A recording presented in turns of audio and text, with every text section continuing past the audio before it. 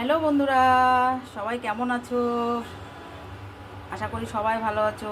শুভ দুপুরের শুভেচ্ছা রইলো সবার জন্য। তো আজকে আমি দেখো কি কি রান্না করছি। এদিকে দেখো তেল গরম হচ্ছে, হয়েই গেছে তেল গরম। এই যে মাছ দিয়ে দেবো। আজকে মাছ ভাজা করব বন্ধুরা। আজকে আর কোনো ঝোল তরকারি না, কেননা কালকে হয়েছিল মাছের ঝোল। আজকে শুধু ভাজা হবে। ভাজা দিয়ে দিলাম। আর এখানে এখানে দেখো লায়ের চোকলা আর আলু ভাজা, মানে লায়ের খোসা। আর এখানে পোস্ত করবো, এই যে আলু, এই যে ঝিঙে, আর মাছ তো ভাজা করছি। আর এদিকে দেখো ডাল হয়েছে লাউ দিয়ে, মুগ ডাল। আর এদিকে ভাত।